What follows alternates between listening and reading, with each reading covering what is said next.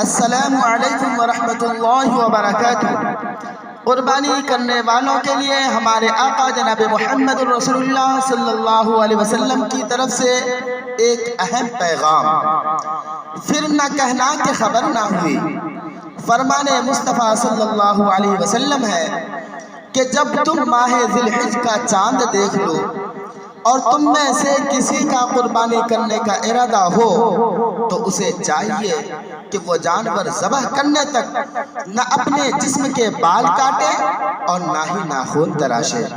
لہذا جو حضرات بھی قربانی کرنے کا ارادہ رکھتے ہو انہیں چاہیے کہ 29 ذی القعدہ کے دن مغرب سے پہلے جسم کے غیر ضروری بال اور ناخن وغیرہ تراش لیں۔